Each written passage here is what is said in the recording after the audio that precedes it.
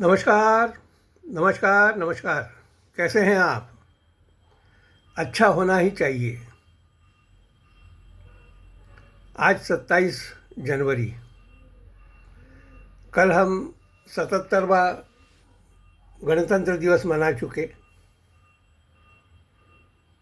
मैंने भी मनाया, आपने भी मनाया होगा।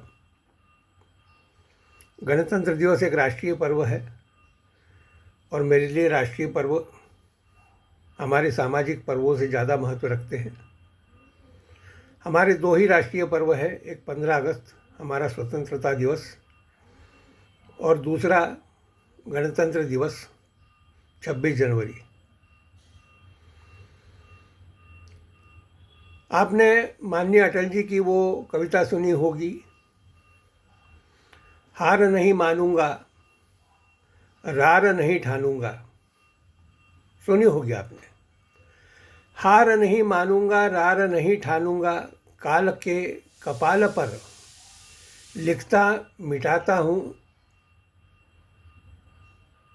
काल के कपाल पर लिखता मिटाता हूँ, गीत नया गाता हूँ, गीत नया गाता हूँ।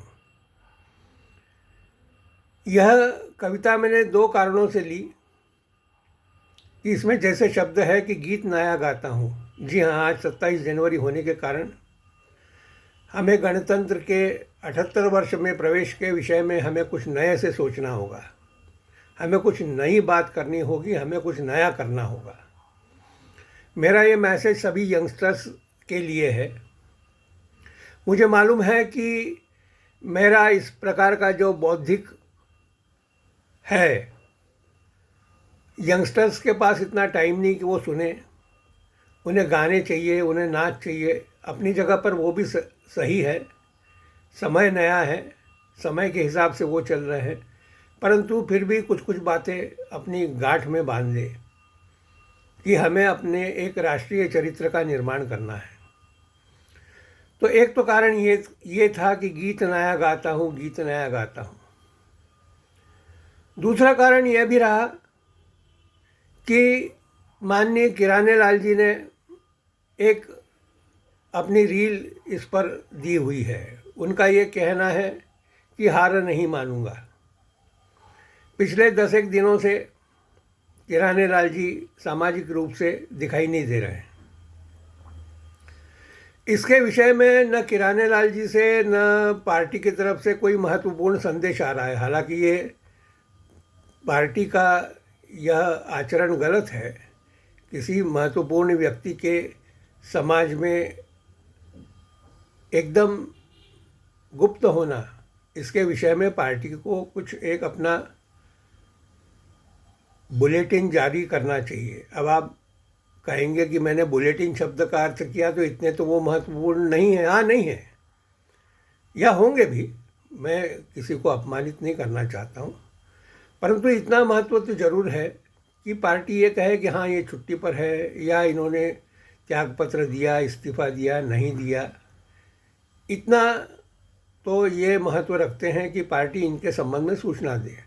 बहरहाल पार्टी ने न कुछ बयान मतलब कोई वक्तव्य जारी किया, परंतु इनके तरफ से एक रील जरूर मेरे देखने में आई कि हार नहीं मानूंगा। उनका शायद ये कहना है कि उनके साथ कुछ गलत हो रहा है और वो ये कहना चाह रहे हैं कि हार नहीं मानूंगा। वो ये क्यों कहना चाह रहे हैं, इसका कोई कारण स्पष्ट नहीं है। अखबार ये जरूर कह रहे हैं कि उनके साथ बड़ी नाइंसाफ़ी हुई, उनकी वरिष्ठता थी मुख्यमंत्री बनने की, और माननीय उमा भारती जी के बाद उनको ही पद ये मिलना था, वगैरह वगैरह। ये पार्टी का अपना सोच है, किसे वो बिठाती है, किसे नहीं बिठाती है, इस विषय में मैं कोई कमेंट करना नहीं चाहूँगा। पर वो स्वयं जो सोच रहे हैं कि हार नहीं मानूंगा, अब किसके खिलाफ हार नहीं मानूंगा?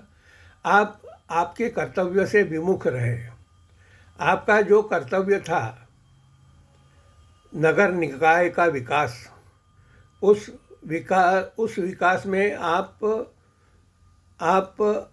असफल रहे। असफल इसलिए रहे कि इंदौर जैसे महत्वपूर्ण शहर, देखिए साहब, होता ऐसा है कि कोई टॉपर जो होता है, गोल्ड मेडलिस्ट यदि हो और वो किसी परीक्षा में यदि फेल हो जाए तो ये बात एक चर्चा का विषय हो जाती है। यह बात एक चर्चा का विषय हो जाती है। यदि अमिताभ बच्चन की कोई एक आध फिल्म फ्लॉप हो जाए तो ये चर्चा का विषय हो जाती है। कोई ऐसे असफल एक्टर की कितने ही, कहते हैं मुंबई में ढेरों में रोज़ की फिल्में रिलीज़ होती है, और सिर्फ मुंबई में नहीं तो चेन्नई में भी या बेंगलुरु में भी अपनी अपनी उनकी भाषाओं की फिल्में रोज़ रिलीज़ होती है, फ्लॉप होती है। उनमें से कोई एक आध फिल्म जो है वो दर्शकों को प्रिय लगती है और वो चल निकलती है। तो कोई गोल्ड मेडलिस्ट हो, वो यदि फेल हो जाए तो उसी क्रम में यदि इंदौर एक हमारा 8 वर्ष से लगातार स्वच्छता के मापदंड बनाता हुआ यह शहर, यहाँ पानी की समस्या हो तो ये चर्चा का विषय तो होगा, और ये चर्चा का विषय रहा भी हुआ है। इसके पहले भी मैंने अपनी पोस्ट में बताया है, और ये चिंता का भी विषय रहा हुआ है। तो ऐसे शहर में जहाँ सिर्फ ऊपरी स्वच्छता की चिंता की गई हो और जो पानी एक मूलभूत महत्व की वस्तु है, उसी के स्वच्छता के संबंध में हम यदि दुर्लक्ष्य कर रहे हो तो ये तो बात चर्चा की तो होगी। और इस चर्चा के लिए आप क्या हैं, तो आप महत्वपूर्ण व्यक्ति हैं, आप मंत्री हैं, आप कैबिनेट स्तर के मंत्री हैं और विगत अनेक वर्षों से मंत्री हैं। तो आपके ये ध्यान में क्यों नहीं आया कि यहाँ पानी से संबंधित समस्याएं हो सकती है? आपने नगर निगम को निर्देश क्यों नहीं दिया? नगर निगम में क्यों भर्तियां नहीं हुई? ये सबसे महत्वपूर्ण बात है कि नगर निगम में भर्तियां क्यों नहीं हुई।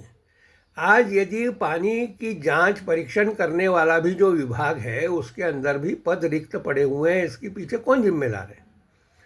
इसका मतलब ये है कि आपके और शासन के बीच का जो कोऑर्डिनेशन है वो है नहीं, या आप हवा में उड़ रहे हैं। तो विषय ये है कि हार नहीं मानूंगा। आज पहली बार मेरे को ये श्रीमान जी जो है किराने लाल, ये मुझे आज ज़मीन पर नज़र आए।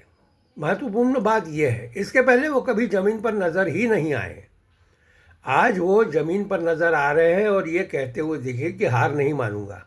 हार किसके खिलाफ नहीं मानूंगा? आपकी अपनी पार्टी है, आपका अपना प्रशासन है, और क्या उन्होंने आपके साथ गलत किया या नहीं किया जनता तो नहीं जानती है। तो आपका ये वक्तव्य कि हार नहीं मानूंगा, ये कितना मीनिंगफुल है, इस बात की मुझे शंका है, क्योंकि जनता कुछ जानती ही नहीं है। बस इतनी बात ज़रूर है, पेपर में जो आती है कि कल 26 जनवरी हुआ और उसमें आप कहीं पे भी आपके हाथों से झंडा वंदन नहीं हुआ या कहीं आपने सलामी ली नहीं ली। इसके अंदर भी श्रीमान जी को एक रील उसकी भी आई है, श्रीमान जी सलामी लेते हुए। मुझे नहीं मालूम वो रील कितनी सही है या कोई पुरानी रील को आज की 26 जनवरी की रील के साथ जोड़ दिया गया, मैं नहीं जानता हूँ। पर रील मैंने दोनों देखी, एक उनकी सलामी लेते हुए भी रील देखी और उनकी एक हार नहीं मानूंगा वाली भी रील देखी। परंतु बात यह है कि हार नहीं मानूंगा ये आप किसको कह रहे हैं और क्यों कह रहे हैं? अभी तो आप हारे ही नहीं हैं, अभी तो पार्टी ने कोई निर्णय ही नहीं लिया है, और फिर ऐसे समय पर आपकी रील आना, मुझे कुछ जवाब देना था, इसलिए मैंने ये विषय उठाया, आप लोगों के समक्ष रखा। मुझे ऐसा लगता है कि मेरा ये रील जारी करना भी उचित समय पर उचित है, और मैं यहीं अपने शब्दों को पूर्ण विराम देता हूँ। नमस्कार, जय श्री राम।